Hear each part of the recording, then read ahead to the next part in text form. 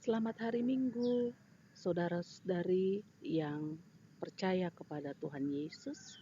Hari ini Minggu tanggal 12 Juli 2020, kita akan kembali disapa oleh Tuhan melalui firman-Nya. Sebelum kita membaca dan merenungkan firman Tuhan, mari terlebih dahulu kita berdoa memohon bimbingan Roh Kudus. Allah Bapa yang bertahta di dalam kerajaan surga, kami menghampiri hadirat-Mu. Kami bersyukur untuk nafas hidup yang masih Engkau berikan.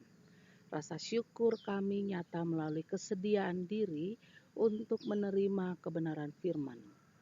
Setiap tulisan yang ada di dalam Alkitab kami mengimani adalah firman Tuhan. Maka berikanlah kami hikmat untuk dapat mengerti dan memahami teks Alkitab yang akan kami baca.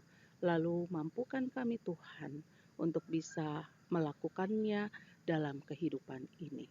Di dalam nama Tuhan Yesus firman yang menjadi manusia, kami siap untuk mendengarkannya. Amin.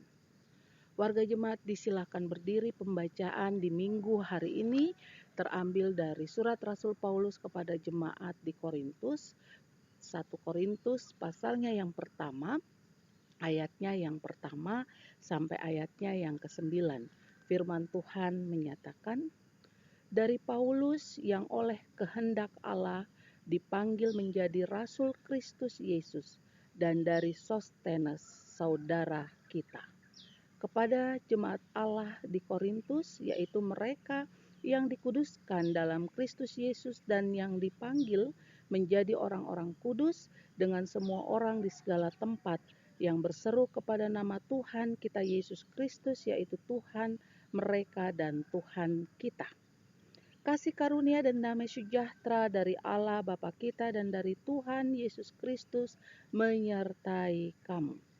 Aku senantiasa mengucap syukur kepada Allahku karena kamu atas kasih karunia Allah yang dianugerahkannya kepada kamu dalam Kristus Yesus. Sebab di dalam Dia kamu telah menjadi kaya dalam segala hal, dalam segala macam perkataan dan dalam segala macam pengetahuan. Sesuai dengan kesaksian tentang Kristus yang telah diteguhkan di antara kamu. Demikianlah kamu tidak kekurangan dalam satu karunia pun, sementara kamu menantikan penyataan Tuhan kita Yesus Kristus. Ia juga yang meneguhkan kamu sampai kepada kesudahannya, sehingga kamu tak bercacat pada hari Tuhan kita Yesus Kristus. Allah yang memanggil kamu kepada persekutuan dengan anaknya Yesus Kristus, Tuhan kita adalah setia. Demikianlah firman Tuhan, terpujilah Tuhan kita Yesus Kristus. Haleluya. Haleluya, haleluya, haleluya. Jemaat disilakan duduk. Kemiskinan merupakan momok dalam hidup manusia. Karena itu setiap manusia berjuang untuk dapat memenuhi kebutuhan hidupnya. Atau dengan kata lain, manusia akan berjuang agar hidupnya tidak berkekurangan. Orang yang miskin pasti hidupnya berkekurangan. Orang yang memiliki harta berlimpah tentu tidak akan kekurangan. Dan pastinya ia dapat memenuhi segala kebutuhan di dalam hidupnya. Orang yang berlimpah harta dan orang yang kekurangan tentu memiliki kebutuhan hidup yang sama, yaitu sandang, pangan, dan papan. Itu artinya kebutuhan-kebutuhan yang lain hanyalah sebagai pelengkap. Dan dalam konteks kehidupan saat ini, kebutuhan pelengkap itulah yang disebut dengan gaya hidup. Gaya hidup setiap orang tentu berbeda. Jika orang memaksa gaya hidupnya sama dengan orang lain yang di sekitarnya, maka ia akan selalu melihat dirinya serba kekurangan. Dan dalam kehidupan saat ini, gaya hidup lebih besar daripada kebutuhan hidup. Melalui teks Alkitab yang merupakan bacaan di minggu ini, Sebagai orang yang beriman kepada Tuhan Yesus, sesungguhnya kita kembali disadarkan bahwa Allah yang kita sembah telah menganugerahkan karunia kepada saudara dan saya. Dan kita tidak kekurangan dalam satu karunia pun. Itu sebabnya Paulus katakan, kamu telah menjadi kaya dalam segala hal. Karena itu Paulus mengucap syukur. Saudara-saudara yang terkasih di dalam Tuhan, mungkin kita akan katakan bahwa dalam hidup yang Tuhan anugerahkan saat ini, di tengah-tengah situasi sulit, saudara dan saya semuanya serba kekurangan. Dan bukankah orang yang berkekurangan, dia bukan kategori orang kaya? Tapi kenapa Paulus katakan orang yang beriman kepada Tuhan Yesus adalah orang yang kaya? Ternyata kaya yang dimaksud tidak sama dengan kaya yang ada dalam kehidupan saudara dan saya, yaitu yang berlimpah materi. Tetapi dalam teks yang kita baca saat ini memperlihatkan kepada saudara dan saya, orang yang beriman kepada Tuhan Yesus kaya dalam segala hal, yaitu melalui perkataan dan juga melalui pengetahuan. Dan Tuhan memberikan karunia, dan karunia yang Tuhan berikan tidak kekurangan. Apa maksudnya? Melalui teks saat ini kita kembali dikuatkan bahwa sesungguhnya dengan karunia yang Tuhan berikan dalam hidup saudara dan saya dapat kita gunakan dalam situasi sulit saat ini. Dan dengan hikmat Tuhan kita dapat melakukan sesuatu yang membuat saudara dan saya tetap bersyukur dalam segala hal, dan itu tampak melalui tindakan yang kita lakukan yang membuat saudara dan saya tidak kekurangan di dalam hidup ini. Dan ingatlah, Tuhan selalu mengajarkan saudara dan saya sebagai orang yang beriman kepadanya untuk hidup bukan berlebih, tetapi cukup.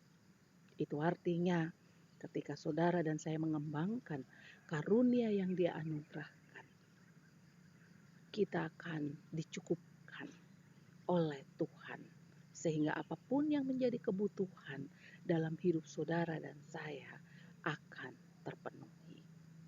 Saudara-saudara yang terkasih di dalam Tuhan Yesus, sebagai orang yang beriman kepada Yesus Kristus, kita selalu diajarkan untuk mengucap syukur dalam segala hal.